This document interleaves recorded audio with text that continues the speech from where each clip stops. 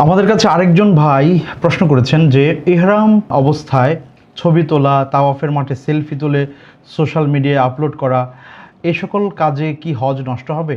সুন্দর প্রশ্ন করেছেন। সম্মানিত ভাই, আপনি খুবই গুরুত্বপূর্ণ একটি বিষয় উল্লেখ করেছেন। দেখুন, যারা উমরা অবস্থায়, ইহরাম অবস্থায় ফটো উঠিয়ে ফেসবুকে, সোশ্যাল মিডিয়ায় প্রচার করেন, তাদেরকে যদি আমরা জিজ্ঞেস করি যে ভাই এটা আপনি কেন করলেন, ওনারা বলে থাকেন যে আমরা এই জন্যই করেছি যে এটা দেখলে পরে আরও 2-4 জন উদ্বুদ্ধ হবে, তাদেরকে উদ্বুদ্ধ করার জন্য আমরা এই প্রচারণাটা করছি। তো এই কথাটা সুন্দর আসলে, কিন্তু দেখেন আমাদের সালাফরা কি করতেন জানেন? আমাদের সালাফগণ যারা আমাদের আগে চলে গেছে, যাদেরকে আমরা অনুসরণ করতে পারি, সাহাবায়ে কেরাম, তাবেঈন, তাবেঈন, ওনারা কি করতেন? ওনারা হিকমত অবলম্বন করতেন যাতে করে মানুষ না বুঝে যে উনি ইবাদতে লিপ্ত আছেন। আর আমরা হিকমত অবলম্বন করতেছি মানুষকে দেখানোর জন্য। পার্থক্যটা এখানে। যেমন একজন আল্লাহওয়ালা ব্যক্তি, তিনি হয়তো মসজিদে বসে ওয়াজ শুনতে পাচ্ছেন, ওয়াজ শুনতেছেন, তো ওয়াজ শুনতে শুনতে এক পর্যায়ে তার চোখ দিয়ে পানি টলটল করে পড়ছে। এটা কিন্তু একটা ইবাদত, অর্থাৎ আল্লাহর স্মরণে চোখ দিয়ে পানি ঝরা। তখন ওনার পাশে তো লোকজন আছে, তো লোকজন দেখে ফেলবে যে ওনার চোখ দিয়ে পানি ঝরছে। তো উনি কী করলেন? চোখ মুখ মুছে একটু নাক টানতেছেন মানুষকে বোঝানোর জন্য যে হয়তো সর্দির সমস্যা আছে। উনি মানুষকে বোঝাতে চাচ্ছেন যে আমার সর্দির সমস্যার কারণে আমি নাক মুছতেছি বা চোখ মুছতেছি, ঠান্ডাজনিত সমস্যার কারণে। খেয়াল করেন, অথচ উনি আল্লাহর স্মরণে, আল্লাহর কথা মনে করে অন্তর বিগলিত হয়েছে, চোখ দিয়ে পানি ঝরেছে। কিন্তু মানুষ বুঝবে যে উনি কান্না করতেছে, এটা উনি লুকাচ্ছেন। তাহলে উনি এখানে হিকমত অবলম্বন করলেন যাতে করে মানুষ এই ইবাদতটা বুঝতে না পারে। আর আমরা হজে ওমরায় গিয়ে ফটো উঠিয়ে দিচ্ছি সোশ্যাল মিডিয়াতে, আর বলতেছি যে মানুষ দেখে উদ্বুদ্ধ হবে, এই জন্য আমরা দিচ্ছি। আসলে আল্লাহ জানেন, আলিমুম বিদাতি সুদূর, আল্লাহ আমাদের অন্তরের খবর জানেন।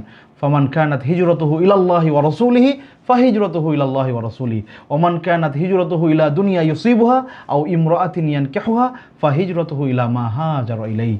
সেই বিখ্যাত হাদিস যেটি সহিহ বুখারীতে আছে, যে আপনি যদি আল্লাহর জন্য হিজরত করে থাকেন, আল্লাহর জন্য করে থাকেন, তার রাসূলকে সন্তুষ্ট করা, আল্লাহকে সন্তুষ্ট করা উদ্দেশ্য হয়, আপনি ওইটাই পাবেন, কারণ আল্লাহ আপনার অন্তরের খবর জানেন।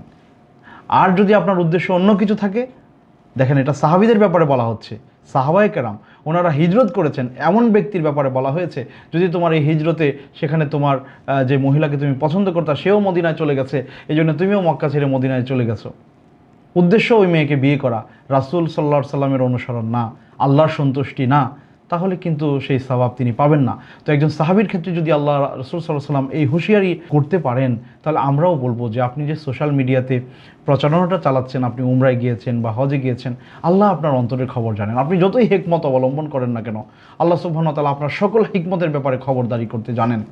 সুতরাং কোনো ব্যক্তি যদি তার অন্তরে লৌকিকতা প্রদর্শনের জন্য এই ছবি পোস্ট করে থাকে, তাহলে কিন্তু আল্লাহর জন্য তা হলো না। সুতরাং তারাকতুহু ওয়া শিরকা, আল্লাহ রাসূল সাল্লাল্লাহু আলাইহি ওয়াসাল্লাম, আল্লাহ সুবহানাহু ওয়া তাআলার এই কথা হাদিসে কুদসিতে এসছে যে যারা আল্লাহ সুবহানাহু ওয়া তাআলার জন্য কোনো কিছু করতে গিয়ে কোনো কিছুকে শরীক করবে, আল্লাহ সুবহানাহু ওয়া তাআলা বলবেন যে আমি এটা থেকে মুক্ত, এই ইবাদত আমার দরকার নাই যেখানে আমার সাথে অন্য কাউকে শরীক করা হয়েছে, মানুষের সন্তুষ্টি আনা হয়েছে, মানুষকে খুশি করার ব্যাপারটা চলে আসছে। তো এই জায়গায় আল্লাহ সুবহানাহু ওয়া তাআলা আপনার অন্তরের খবর খুব ভালো জানেন।